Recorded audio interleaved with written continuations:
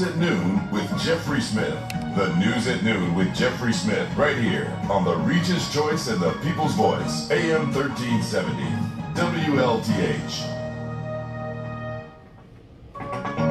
All right, everybody, we're back about top of the hour, actually, on a beautiful Tuesday. It is the 14th of September, 2021, and this is the Afternoon News Desk with Jeffrey Smith. We switch gears. Of course, it is Tuesday, and as it's promised, the Carey Community School Corporation is here for our monthly show. Well, we do it twice a month right here, the second half of the Afternoon News Desk with Jeffrey Smith. So I'm going to get right into it. Looks like we're going to have an interesting show today. What's going on, Dr. Page? Hi, how are you?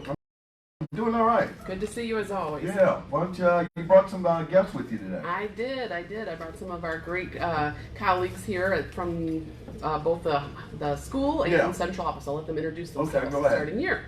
Hi, I am Dr. Tanisha Banks. I'm a co-principal at Beveridge Elementary. Glad to be here. Nice to meet you, Dr. Banks. And nice you, to meet you young man. I am Michael Carey. Yeah. I'm with the District Office, Director of Leadership and Curriculum, and I'm very excited to be on your show today. Oh, nice. Look, we got some titles around here. We're really classing this joint up around here. Go ahead. We've got a very strong team. Very strong team. They both have great things to share with you. Yes, go ahead.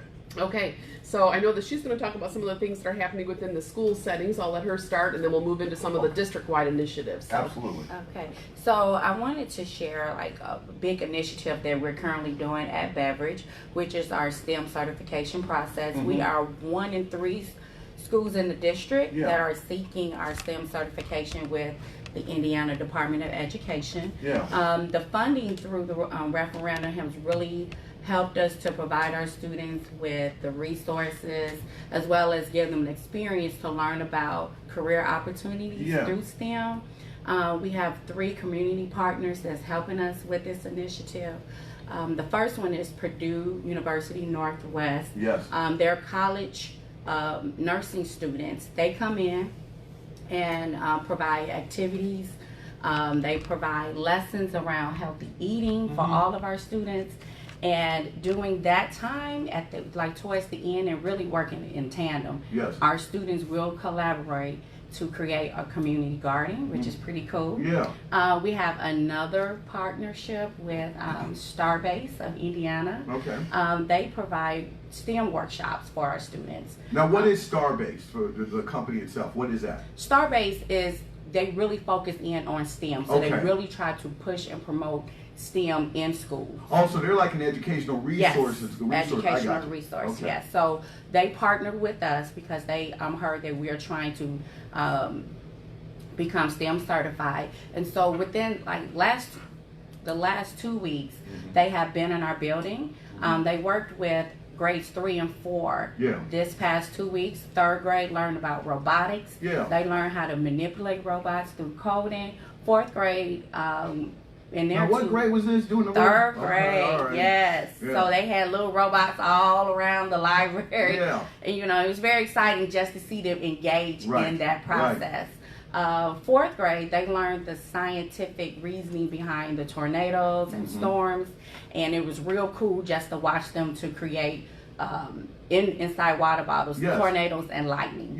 So that was very exciting. Lightning? Yes, yes. So and then our last one is U.S. Steel. They're going to be coming in. They're partnering with us as well, and they're going to teach our students about binary coding.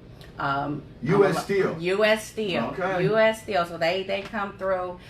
They also do another one just outside of our STEM, just helping us with our reading. So they come in and volunteer just to read to our students, ask comprehension questions to build up. So that's just something that they're going to do just on their own. So in addition to. So we are very excited about that. You know, just being able to be a part of this process, having the backing of the district and helping us. They also gave us EES, Equitable Education Solutions. I know you all have so many so many acronyms out there. Running around, but they were hired through the district to help us in this process. Yeah. So this is new for everyone, and just to be able to have them along the side of us, because it's a very detailed and robust process. Yeah. Just to have them with us, it really helped us to get the ball moving. Like I told our parents, we are full steam ahead. Yes. You walk in these classrooms, you see students engaged in hands-on lessons, project-based lessons. They are working together to problem solve. You see them going through the problem-solving process steps. And just to see the end product, so like seeing things like the robots, the tornadoes. Absolutely. And I'm just looking forward to seeing the other products that will be coming out of it. Now, Dr. Page, you and I remember we talked actually years ago about having different tracks and having that STEM for some kids, and then obviously the arts. Is this Bailey or Beveridge? Excuse me. Is that the STEM school? No, this is an elementary school. Oh, really? Yeah, so we're starting this all the way down at the elementary level because it's hard when you're in middle school to be able to make a decision whether you want to go fine arts. Right. Sixth grade, you're like, well, you don't even know who you are. Exactly. So whether you want to go fine arts or the STEM route in middle school. But we want to push it all the way down starting first, second, third grade level. And so this is just an example of that. And this is also an example of the continuation of what we've started in Sever School, which was that STEM, opportunities for students. So we're doing this across the district, and want to continue to grow it and grow our partnerships with the businesses and the manufacturers around. Now, how many elementary schools are there in the district? 5. 5. And so, do all of them operate? Because you've got different programs that are in different schools, I take it. Do they or is this something that's going to rotate throughout the 5? This was something that not rotate. Those be it's in. Right. Okay. They don't have to share. Well, let's go ahead and meet the gentleman to your left. Mr. Carey. To your right. Yeah, hi. Hey, Mr. Carey. I've got a couple things going on, I guess you would say. I'm kind of in charge of truancy and attendance right now. So you're the guy. Yeah, that would be me, yeah. Go ahead. And so, obviously the important thing about getting kids in school is they can't do much learning if they're not there. Yes. And so we're doing as much as we can to track attendance. Sometimes we have to refer students, to truancy court, which we would prefer. I was about to ask you, is truancy court still around? It is. Yeah. But in connection with truancy court, there is a program created, or at least run by Judge Shannon here in Carey, and it's called Project Rebuild. Yes. And so Project Rebuild takes some of those students that are referred by the court, and she works with the students and families and tries to get to the bottom of what some of the issues might be. Yeah. And along with that, there is also another initiative taking place. It's kind of in the planning stages, doing some after-school type of programming with those students as well. That's kind of outside of the district, but we'll work as a partner with them on that. Yeah.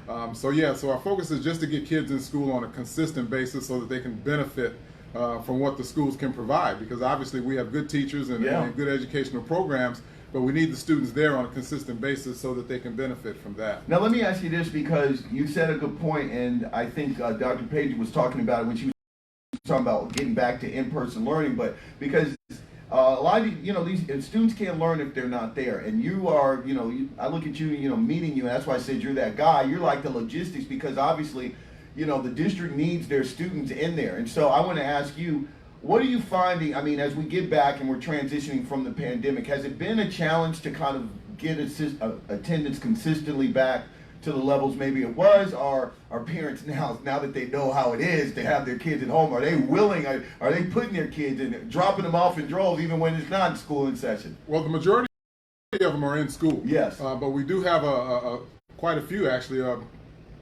Within the whole school district, we're nearly 200 students in a virtual program that we have also created to kind of make sure that parents who are concerned, or if they have some medical issues going on in the family, and they have those legitimate concerns, then we've created an option through our virtual program so that they don't have to be. But we would prefer that they be in school, because I, for one, believe that they learn best in front of a teacher. Now, what have you found? And obviously, you have to be a diplomat in order to deal with, because you're dealing with parents, and sometimes, a lot of times, most of the times, I would suggest it's not really the kid's fault sometimes that they're not there. I mean, if you ask a kid left to his own devices, they're going to probably choose to do something else.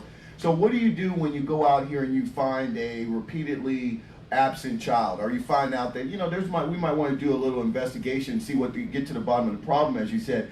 How do you handle that? Because as I said, there has to be some form of diplomacy there, because I'm sure that there are parents that are a little bit resistant sometimes when the school comes knocking on the door asking where their kid is. Yeah.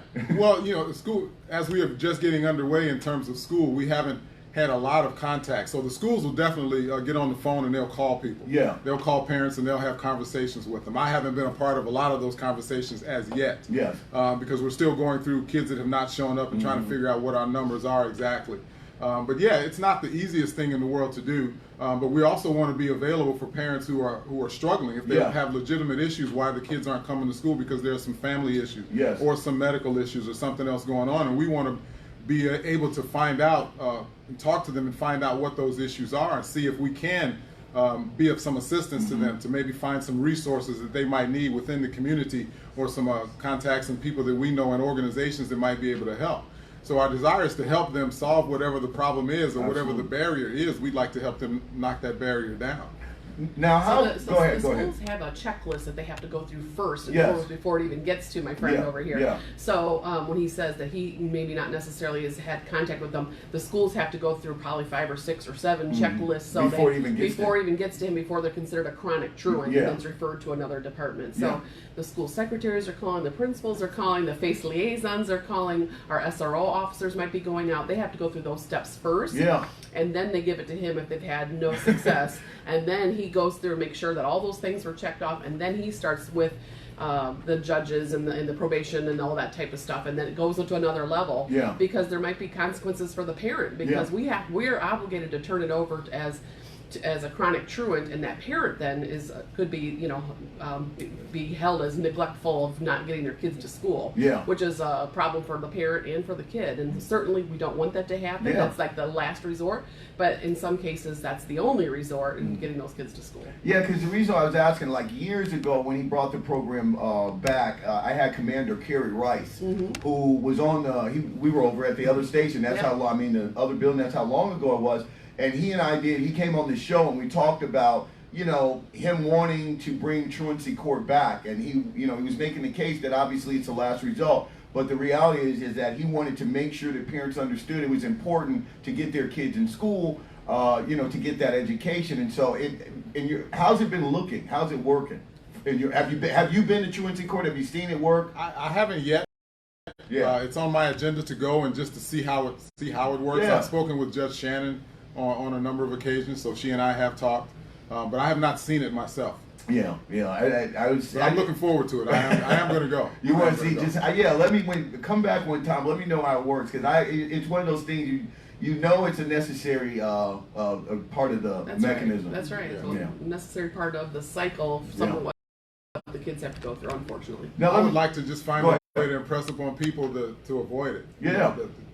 The important thing is kids need to be in school, so let's avoid all of this other stuff. Now, what are the mechanisms? Dr. Page said that there are a number of checkpoints that go before they even really get to you. So what do you do? Because, as much as I'm thinking about the parents, I also remember going to school that a lot of times parents might not know their kids are not coming to school as they say they are when they leave the house. So how does that process work? Do you kind of identify it, and once again you make that call, let the parents give them a heads up? Right, so it's also flagged in Skyward as well, which is our new student management system, so parents can see in real time where their kids are day by day, hour by hour, to see, did your son or daughter show up to first hour English at the high school or not, that type of stuff. But so they can see it that way. We also make calls home. Again, the secretaries call, the principals call. Go ahead. Go ahead. Yes, just to continue, our FACE liaison call, and even the administrators we call. So we are like the first line of defense. Yes. And a lot of times what we find out is that our parents just needed to know, because a lot of them are new in the area. Yes. And they needed to know a bus route. Right. Something real quick and simple to get them there. So it's like, okay, here's your bus route. And then they're there. So before they even get to Mr. Carey, we're going through all of that. We're sending home letters. We're reaching out to our SRO to see if he can go make a home visit check. And then we also going through the clearinghouse to make sure that, they're not at another school district that we didn't know about. You know, and research has shown you can put all this stuff in place, and we certainly have, and we'll continue to follow that. But research has shown that the best way to get kids to school is to have someone have a relationship with that kid, and also that parent, but particularly the kid. If the kid knows Mr. Carey's going to be checking on me every day, you know, and he cares about me, and wants me to be in school. Or my teacher. Or my teacher, or whomever that adult is in their life at school, that is the biggest impactful thing that we can do to get kids to school. Absolutely. So we're working really, really hard to make sure that those kids are in that danger zone, or assigned some sort of a male-female mentor that we can connect them with, so they have someone that's checking in with them every day. So Absolutely. That's the number one priority. Well, I want to ask you, Dr. Page, because we talk about it almost every week, but it is always in the news, and I guess in your capacity over the year and a half or whatever of our pandemic, you become like a junior CMO, Chief Medical Officer of the district, because there's always data probably coming at you. Where we find ourselves now, because I was talking about in the first part of the show, and we're looking at the largest school district that opened, you know, they made a decision a couple of days ago.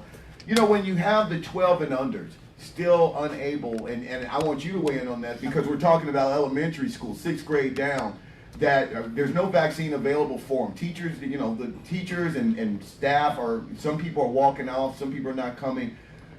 How do you know, are we headed to a point where we might be considering hybrid again, or are you all safe with your protocols and your controls that you have in, that we have a way to kind of do this, but we're really just going to operate with the mentality of keeping the school open both semesters, or the entire school year? Yeah, we are going to be staying open for business.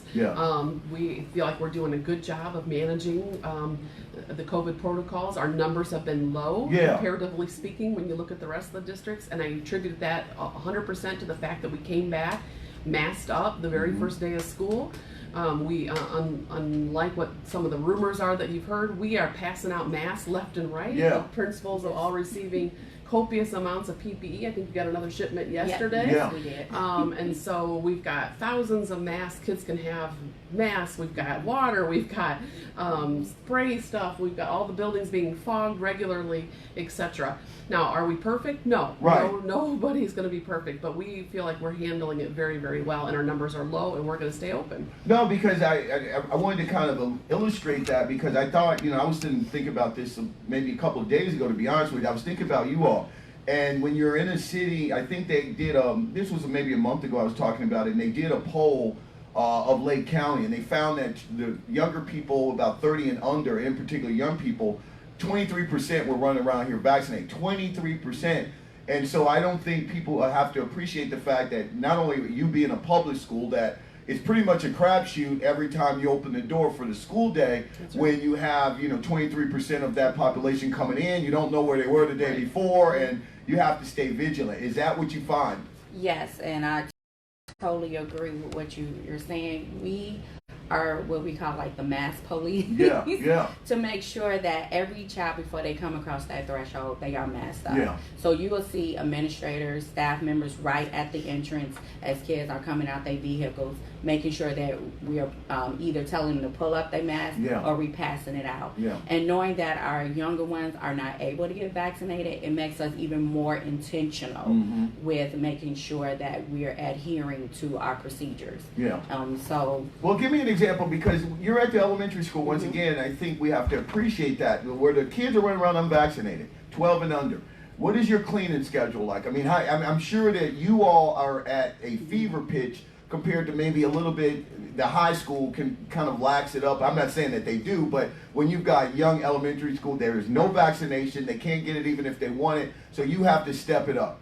Okay, so our maintenance team, our custodial team, they created a cleaning schedule for every hour. So every touch point that we would see students in, like the restroom. So every hour on the hour, they're getting clean. Yeah. The water fountains are closed. Yes. We're not using them. They're cleaning the knobs. Yeah. Fogging. Yeah. So we're doing that. Because I'm thinking back to when I was at Nobel, and elementary school kids are disgusting. And this is just me saying. Yes. Yeah, I mean, they're not the most hygienic. They're putting their fingers everywhere. They're touching stuff and eating crayons, all that kind of stuff. How do you deal with that in the midst of a pandemic? That's what I'm kind of wondering. Where our teachers are very vigilant. Yeah. So they're watching out to make sure that students are staying 6 feet apart. If How do you someone make at kids play stay 6 feet apart? Some of them don't even know what 6 feet looks like. we have different markings on the floor. Okay. And then also too, you're gonna get the kiddos that gonna chew on their mask, have a hole in their mask. So they are provided with additional masks to change it. We're constantly in the halls. Yes. So we'll say Wildcat Way, meaning hands are to the side. If a student is touching the walls, we have different posts with hand sanitizer. Right. So now they're programmed. Yeah. When they come in, even our artistic babies, right. when they come in, they're programmed. Yeah. Get 2 pumps. They'll say, Dr. Banks say 2 pumps. Yeah. And let's go. Yeah. So they are very, very programmed in making sure that they're staying safe, that they are 2 squares from each other, right. That their hands are to the side. They're doing it the Wildcat way. Our lunch hour, we're constantly cleaning the tables in between lunches. Yes. Yeah. If they're going outside, hand sanitize when they're going out, coming in. I'm carrying masks outside, because they might lose them. Right. Doing them. So it is probably a little bit extra work on our part because we're dealing with the little ones and they sometimes really don't know. Yeah. But that's something that we're willing to do to keep them safe. Nice. To keep them safe. Now, I want to go to you, Dr. Page. I want to shift gears just a little bit because, I was thinking once again, you're on my dome a lot. I was thinking about you last week when we were talking on the show because I was getting texts from that school, from somebody who had people at that school in real time. And I remember, our last show, and you were very forthcoming about an incident that had happened, within the district. It wasn't in the district, but you, to your credit, claimed it because the child was, it was on a bus route, and so you kind of treated it as if it was on school grounds. And then we hear about Lake Central. And I think people... My heart stopped. Yeah, and I'm thinking about, in real time, I mean, this is what what education looks like. And I was with some kids who were at Portage High School that very same day, and they were telling me that when it was going down at Lake Central, they were getting Snapchats from students in Lake Central in real time. Yeah. And so were we. Yeah, and so as you look at stuff like that goes on, and it's not just relegated to one district or things like that. What goes through your mind, and what do you as the manager of the district kind of do? Do you pull the team together? I mean, I know one school, it's an independent school, that I heard, even though it was in Gary, they did a soft lockdown because they were just worried about, they know students are hearing about this, they just didn't want to let anybody into the buildings and things like that. How much is that you have to deal with now? I mean, in addition to this COVID, your job, your primary goal is to teach these kids, but there's so much external stuff going on right now. How do you deal with that? Yeah, it's been rough. I mean, kids haven't been in school in over a year, and having the kids all come back to school has been difficult, as you've been reading at all of our schools, Hammond, Gary, Lake Central, a lot of the schools are having difficulties reintegrating all the kids back. And then on top of that, you've got all the mask mandate and all the politics behind that, and people are revved up. So it has definitely been difficult. We did not go on a soft lockdown when that happened, only simply because I'm in communication with those other superintendents, and I knew what the situation was kind of behind the scenes, and then it was not coming our way. Right. But certainly, if I had not been, that would be a decision that we would be making as a team. Yeah. But we felt like our district was safe and we were doing okay. But it was tragic. My heart stopped when we heard about it, and my gosh, we're just glad everybody was okay. Yeah. How do you? I'm sure you talk with your school resource officers, your team. Right. And this was a mistake. This was a kid who thought he heard something in the bathroom, apparently, that he didn't hear, or maybe he did, or what have you. But listen, they're kids, and you remember when we were teenagers, our job as kids is sometimes to find ways to break the rules. Mm-hmm. So how do you, in the course of the school day, making sure the kids are in class, checking to make sure that they're attending, and then making sure they're not getting contraband in? It sometimes boggles my mind because it's like operating a correctional facility and providing education. Right. So we don't have so much of that at the elementary and the middle school. school. Oh yeah, I hope not at the elementary. Right. But certainly at the high school, we have implemented a lot more safety measures, especially as of the last several weeks here at the high school. So we have new metal detectors at the high school. We have safety security checkpoints that we've instituted at the high school, which has been interesting. Yeah. And so the students need to know that the school is going to be a safe spot. A safe spot. And so I think that message is getting out there to the students. We've hired many more security for our school district that have started here this week as well. We've got people on posts in the hallway. We have had fights at the high school. I've been honest about that. Again, reintegrating kids back to the high school across all high schools in an urban setting has been difficult. And fighting at the high school is not a new thing anyhow. No. But certainly it is when students are posting pictures of it and thriving off of that. That's not helping anybody. We want people to be posting pictures of the good things that are happening because we've got lots of good things. And like I said last week, we have hundreds and hundreds and hundreds of kids who are doing the right thing at the high school and want to be there for the positive pro-social things that are happening, the after-school sports, the clubs, the academics, etc. We do have a pocket full of kids who do not. Yes. And so we met as a team, and we continue to meet as a team actually today. And we've got 40 or so students who will not be coming back to the high school right now.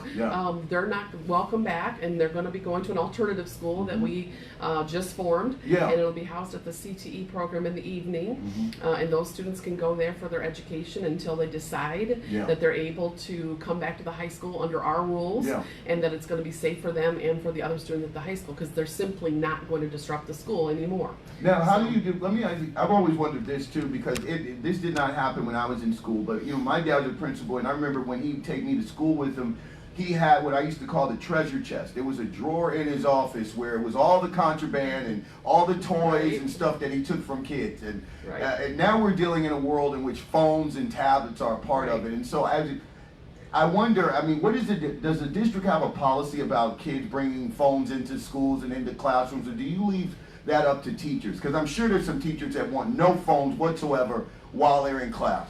So I was a high school principal for many years, and so I dealt with this battle on both sides. And so we tried to take phones away, and I know other districts have done it. It's a never-ending battle trying to police cell phones. And then you got to look at it from the flip side as a parent, because I've got, as I've told you many times, twins, and they take their phones to school because God forbid something happened like that happened at Lake Central. I want to know where my kid is, right? Or if they need a ride after school or something. So you got to look at it from both angles.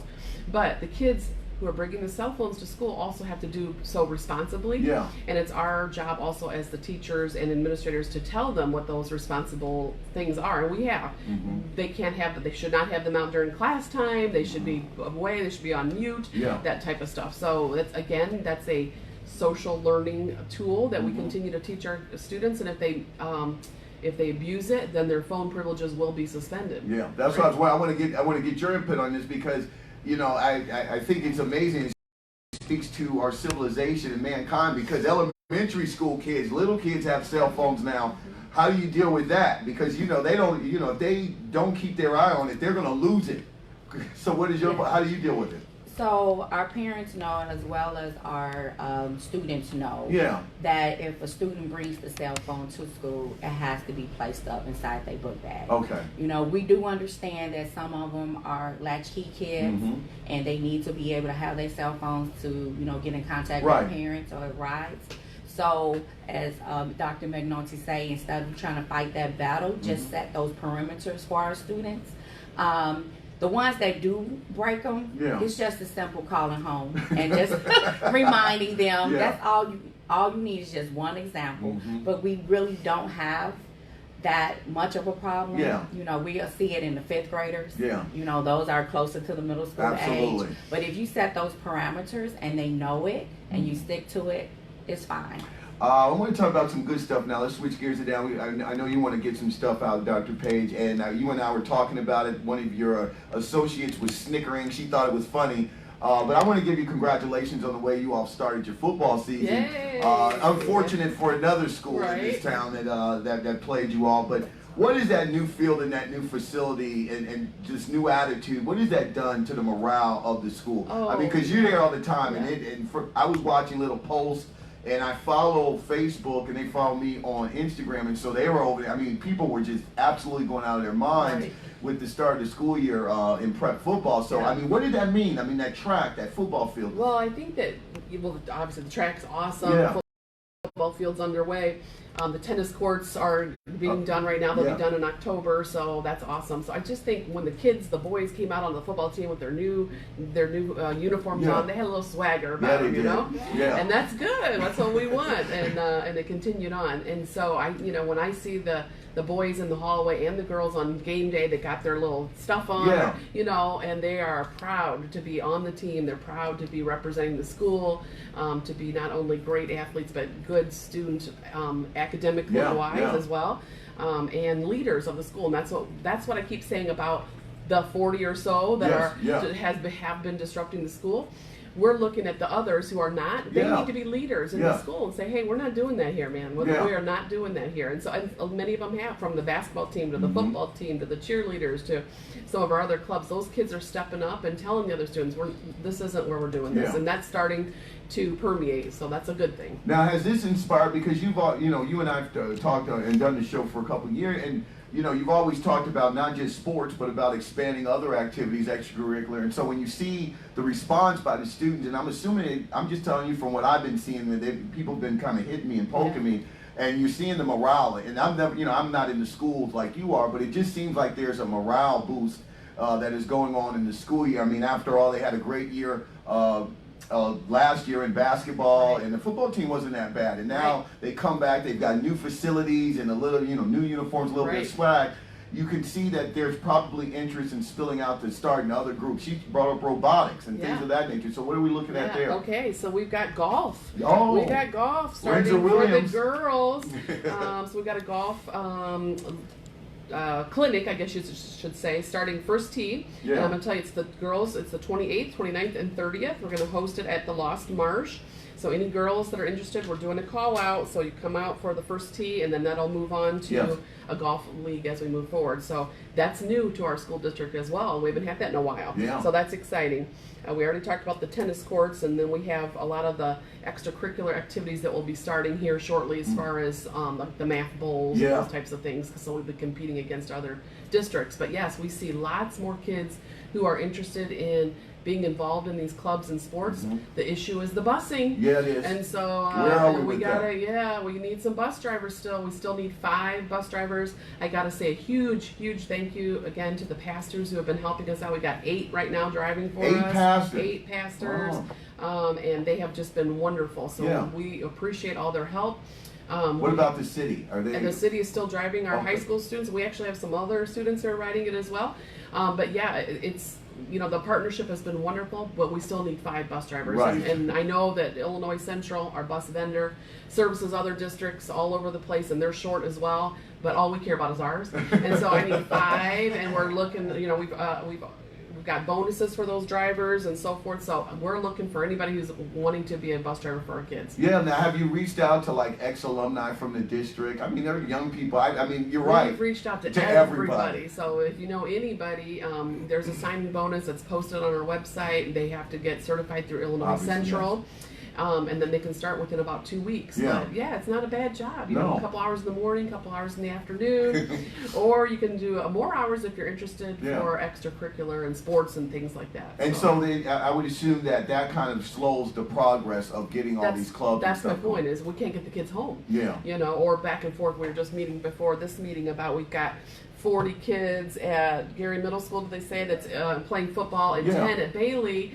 And so they have one giant team, but we got to get the kids from Bailey over to Carey Middle School, and so that's a logistics. So we're looking at buying some more activity buses for the district so that we can do our own transporting to try to solve that problem. That's not going to help solve getting kids to and from school. But after school activities, we can use activity buses but now you have to find an activity bus because that's what all the rest of the districts Right. are doing. So it's this huge domino effect. It's not something that we're not addressing. It's just a problem that's happening all over. I heard, well, yesterday I was reading, I can't remember what school district it was, they called in the National Guard. Yeah. Yeah, and they're having the National Guard start helping with busing because the same thing's happening in their district. So when you read something like that, does that go into your toolbox? Yeah, absolutely. I'm like writing it down. Oh, I'm calling the National Guard. Yeah, Right? yeah. So whatever we can do to help, it's all about getting kids to school, which is where they need to be, and doing the very best we can. So we're open to any and all suggestions. We have no ego in this. It's all about kids. Have you had to merge routes and things of that nature because, and Yes. do you come up with these little central points where parents can, just get your kid to this point and then we can handle it from here Yeah. because you're not, because I know at the beginning you were very ambitious with the routes that you were going to have, and obviously when you don't have the drivers, you've got to kind of work on the fly and consolidate. Yeah, we've consolidated routes. We've done more centralized pickup points. We've done double routing now, where the buses are coming earlier to some, so they can go around and do a second route for another school. Yeah. So we've done all of that, and we're stretched extremely thin. Absolutely. Yeah. The other thing go I ahead. want to mention, I'm sorry, that parents and guardians need to know, because this is very important. Yes. We've been sending out lots of robocalls and letters to our families who don't have the immunizations done for their students yet. We have a handful of kids at each school that Now don't have this is not just a vaccine, this is immunizations immunizations to to stay in school. Okay. It's a state requirement. It has nothing to do with vaccinations. So you have to get your immunizations done. Parents, we've been calling, sending certified letters, etc. We are going to host an immunization clinic at Bailey on 9/21 for anybody who wants to come all day long through the health department, and you can get your kid immunizations there. If you don't have it done by 9/21, those kids are excluded from school because that's a state requirement on 9/22, and they won't be able to come to our school or any other school until they get those immunizations done. So we're trying to help, but you got to work with us to keep the kiddos in school. Absolutely. Let's talk about another jewel in the district, and that's the Career Center. What's going on there? I always like to check in. I'm old to visit there, and I want to tell you this, and I think I texted you, maybe I didn't, but I was listening, and when I go home, I occasionally, it's on my dial, and I listen to you all station, and there Why don't is you come over and be a guest on the show? Yeah, I might do that. All But right. I want to. I wanted to compliment you on the students who are participating. I believe there's a gentleman over there that's kind of helping operate it. But there are opportunities. There are things going on over there. Somebody listening to the show brought this up to me, and I was in another area. He said, "Man, I need you to get more information, find out about what's going on at the Career Center. I'm not thinking of getting my kid over there." So and so talk about that, because as we're getting into a society, and you're hearing the national conversation where, now we're looking and we're seeing, we got job shortages, things are going like this.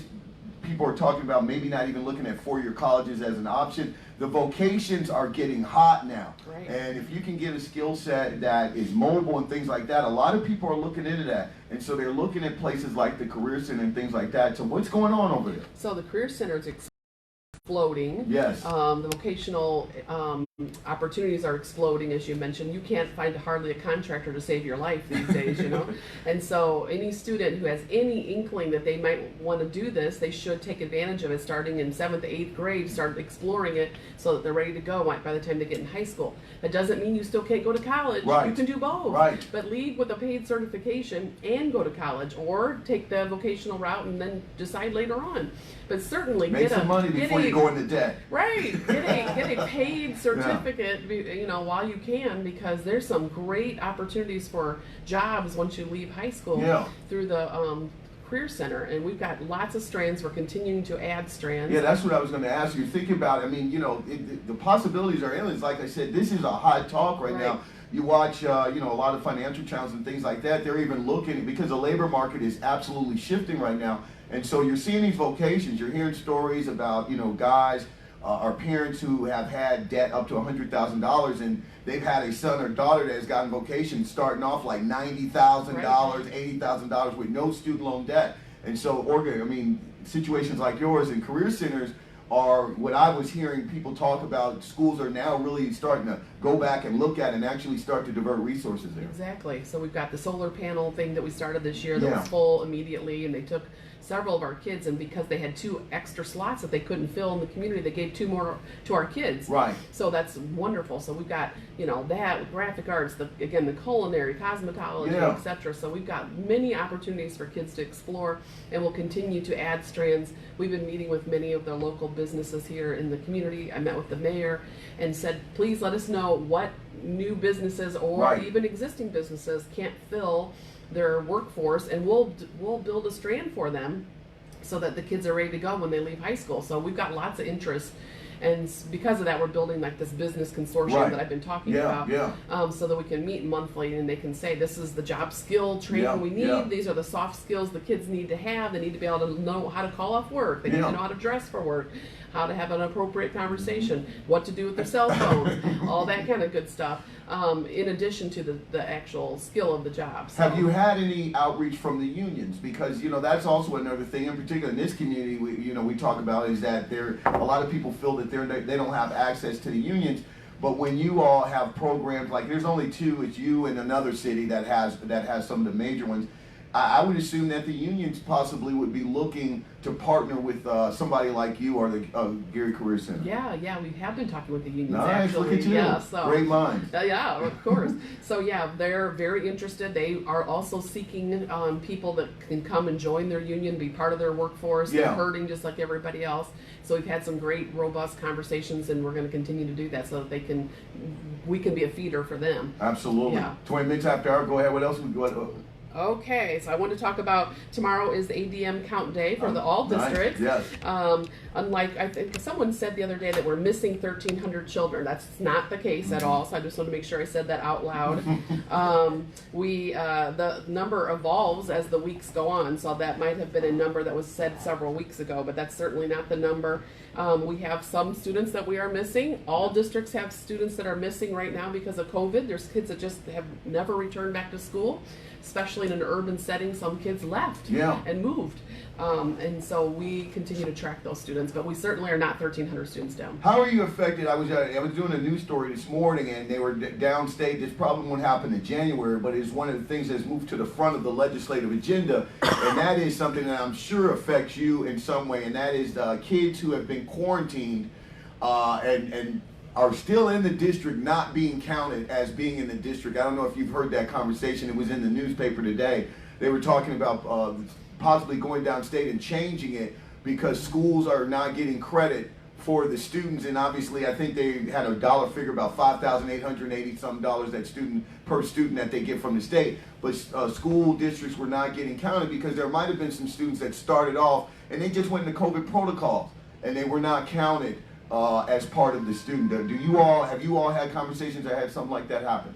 That's a little confusing to me. I have to look at the article because the students still have to be enrolled. Okay. So as long as they're enrolled, and then you can count them because we're still servicing them, hopefully, virtually. And so that's what should be happening for those students who are quarantined. But I'll have to look at the article that you're referencing so I can see a little bit more what they're talking about. But we do have students, if they're quarantined, they're still our students. They're still counted. And we're still servicing them virtually.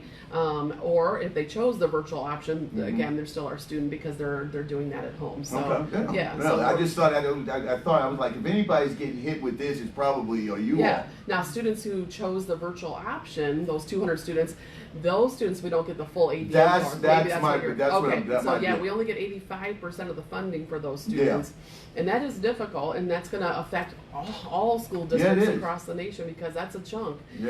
And school districts need every penny that they can get to keep operations going. So. Because I think the argument in the article was that these students should be counted because they are a big part of the school, but yet still there's money being withheld. Now, last year they waived that. All the schools got full funding. They did not waive it this year. So if you literally, as Mr. Carey even alluded to, if you have children that have health reasons and literally, and you, I know you're strict. I know you're like, that ain't work. I want the kids in school. But if they do meet that criteria and they find themselves in that virtual program, they're still in school. They should be counted. That's right. Why don't they count them? Is that an incentive that comes from, I don't know, dare I say, Republicans who have been trying to make sure schools stay open, or what do you base that on? Because it doesn't make sense. It doesn't make sense, but I got to be careful. I'll get a call when Yeah, I I'm not going to set you up. But, That was me saying Republicans. The Right. Republicans. But no, it should. They should be counted. Absolutely, I believe that they should be counted because we're servicing those kids. In fact, sometimes it takes us more to service those kids Yeah. because we have to buy expensive programs.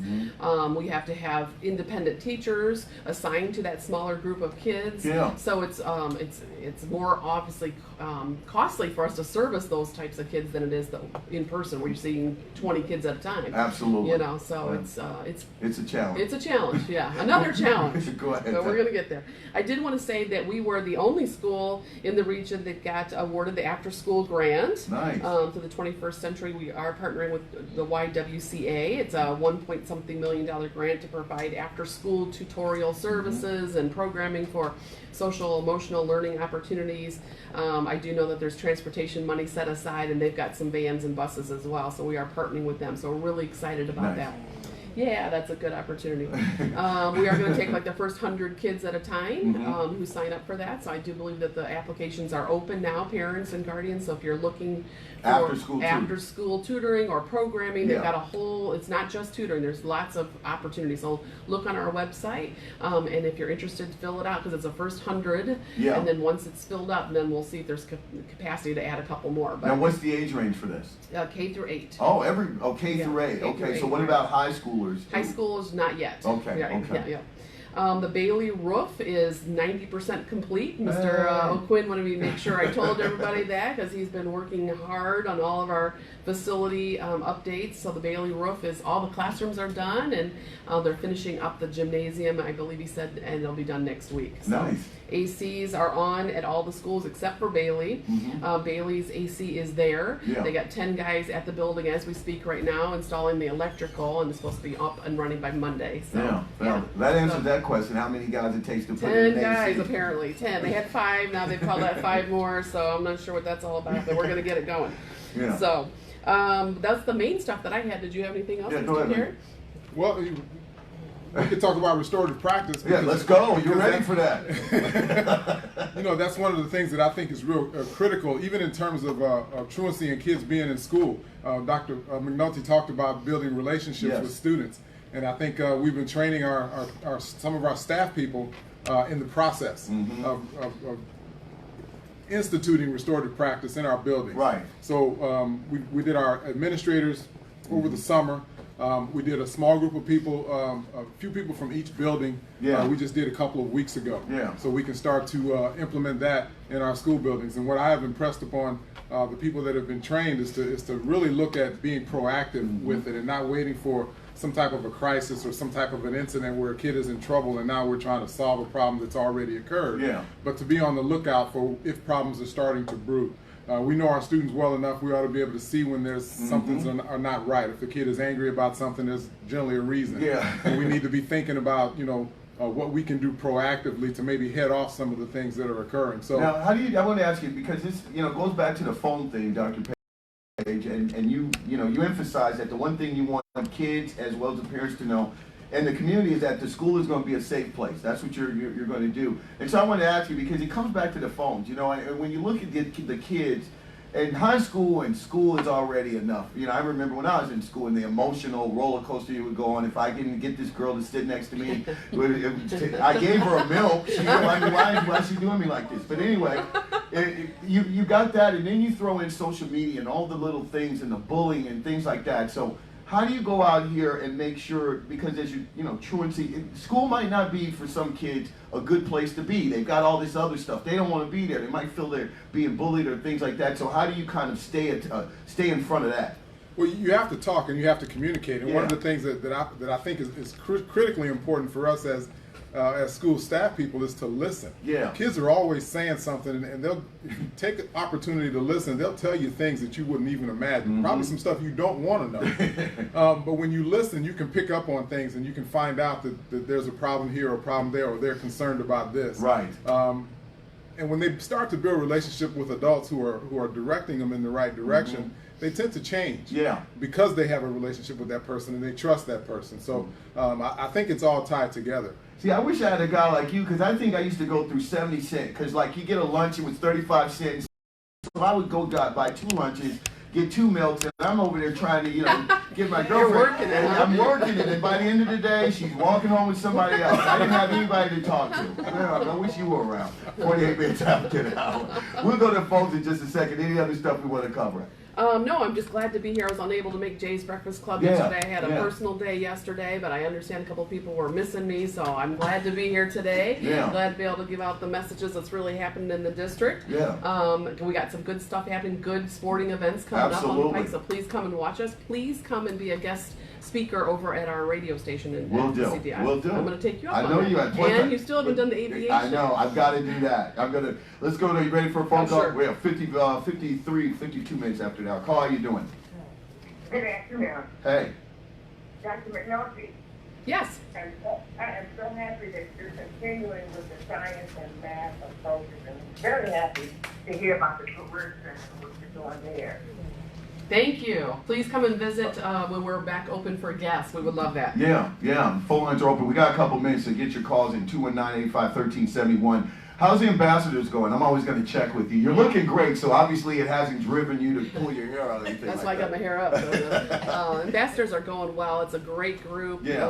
Really invested group. We talk regularly, even besides the times that we meet. I have developed some relationships with several of those people, and they frequently email me or text me with ideas, suggestions. Have you thought about that? And that's what we want. Yeah. It's going to take all of us working in partnership together, not playing an I gotcha game. Yes. We can't do that, Yeah. and it's Yeah. going to be about, we're not perfect, we know that, but do you have an idea? Do you have a better idea? Right. So like what I say to my team all the time, yes, if there's a problem, identify the problem, but also bring to the table 3 solutions or a solution or 2 before you bring it to the, Right. hey, there's a problem, then walk away. Yeah, we know there's a problem, but what can we do about it? Because Right. all of us thinking together are going to solve things and move things together in a better direction. Let's go to a phone call. Call out, how you doing? You're on the news desk with Gary Community Schools. Hey. Hey, how you doing this morning, Jeffrey? I'm doing great. Yesterday, I was at Jay's Breakfast Club, and we still asking the same question. There is no site where we can see where Dr. McNulty is testing and tracing these kids for COVID. Oh, okay. We'll give her an opportunity. Well, yeah, I don't test kids for COVID. Right. That's not. I don't think any school's testing kids for COVID, but we certainly are tracking and contact tracing and notifying any student who has been identified. Yeah. We certainly do calls out to that school district. Yeah. Through Skyward, right? Yeah. And Yes. and send out notes home through the nurses as well. So yes. Now, what is that? And what- it's reported to the health department. Now, what's the protocol? I'll go to you. Like, say for instance, you find out that there was a kid, and I don't know how often you test. I mean, they've got the rapid test, they've got some over-the-counter things. Maybe parents do it. I don't know how that works. But say you do identify a kid who has come down with COVID, asymptomatic. What is the process? Okay, the district has really spelled out in detail, step by step, what administrators need to do. Yes. And so we do alert the district to let them know. We alert the nurse. Whether or not the kid is in the school, we Yeah. have a COVID room. Yeah. To where they isolate it, and we contact the parent. That night is fogged, so our building is clean. Yeah. A letter goes out from the district. We inform parents, and What's the time frame for the asymptomatic kid? 24, 48 hours, or how many days? If you're masked, there is no time frame anymore. Oh. That's why Holcomb made the mask mandate. Yeah. So if you have a masked students in the classroom, you don't have to quarantine anymore. Oh, Yes. so that student, after he or she is identified, you If let you're them- asymptomatic, now asymptomatic. if you're a student who tested positive, even Yeah. if you're asymptomatic or not, you have to stay home for 10 days. 10 days. Right. Okay, so they're still at that. Correct. Okay, cool. Yeah. Let's get our last couple phone calls. We got to get ready to wrap it up. Carl, how you doing? Hey. Yes, I would like to know where specifically do you find the written plan, goals, objectives for this year, and where is the financial plan for the school system where you can print it off from the internet site? All right, thank you very much. GarySchools.org. Lots of information there. The Yeah. path forward, all of our financials. curriculum information. It's a wealth of information there on our GarySchools.org website. All right, about 55 minutes after I would get ready to, I want to start off with that. I want you to just go ahead and then state your name again. It's been a pleasure having you on. You're the wonderful principal of Beveridge. Well, let's get, this is the last call right here. Call, how you doing? You're on the news desk. Quickly. Yes. Is the pool up and running? Oh, okay. And does she know the conditions at baby school, and it will be hot all week? And what does she intend to do about it? Okay. And also, I'd like to know. I got it. Go ahead. When is she going to have representation from parents? And so we'll have a seat at the table to determine some of the things that we would like for our children. Okay, thank you. Go ahead. Okay, so yes, Bailey, as I mentioned earlier, the air conditioning is there, and they've got 10 gentlemen working on it. It should be up by Monday at the latest, so that we are releasing school half a day each day this week to accommodate for that. So students are there till noon each day this week. The pool is not in good condition. We've had an architect come and give us a quote on what it would take to repair the pool. So that's going out for an RFP, and the pool will be repaired. So that's on our short list of things to do, along with all the other capital projects. But that's on our quick list to do. So look for that in the next couple months of the RFP. But that's going to be a big undertaking, and we need to do a lot of that work while students are out of the building. So most of that will take place over the summer. And then the parents. We have been shouting from every mountaintop. We want parents to be involved with our schools, so please join the PTA. We've got parents on our referendum ambassadors committee as well. But yes, we have PTAs at every school. If you're interested, please contact that school's principal, and they would be happy to have you join. Are they well attended from what you hear? So they've been well attended. We want more parents involved, and I do know that many of the schools are doing them virtually to help, obviously because of COVID, and then to also accommodate transportation issues and time issues. But yes, we have some schools that've got very robust PTAs, and some that don't, and we need to get more going. So well, like I said, we're going to go around. I want you to give your name again and give us some final words, because you're doing a great job. Okay, I am Dr. Tanisha Banks. I'm at Beveridge, and I just want our family just to continue to look out on our webpage, specifically about our STEM process. I know in a couple of months we're planning a STEM family night. We want to continue to educate our parents about our STEM and know what we're doing to become STEM certified, and also just to see we're posting different pictures of our kids engaged in STEM lessons. So just be looking out, and I'm already going to put it out there. We are going to become STEM certified. She's claiming it. I'm claiming it. There you go. Speaking. All right, let me go to Mr. Carey. Go ahead. Michael Carey. I think the last thing I want to say is to just be on the lookout for, we've got a project going at the district, Hall of Fame, Gary School District Hall of Fame. It's going to be at Westside. And so we're looking around the district and some of our other buildings. You just saved that for the last. I've got so many questions. Go ahead. And we're trying to get artifacts that we can add to the Hall of Fame. So that's a project that's upcoming. Oh, and this is going to be the Gary Hall of Fame. I know the people chomping at the bit. Oh, we've got roomfuls of stuff under lock and key that's going to go in there, but we're also looking for stuff. You got stuff from Roosevelt? We do. Okay, good. There you go. Yes. Go ahead, Dr. Page. Always a good show. We just want to thank everybody in the community for all the support. I want to give a shout out to Pastor Corey Jackson, who came out on Saturday with a bunch of people and gave a bunch of school supplies and book bags and so forth out to students. So again, thanking all the community for their support of the school district. Well, we want to thank you, and great job. Thank you all for coming. I appreciate it very much. All right, thank you. Take care. All right, there you go. Another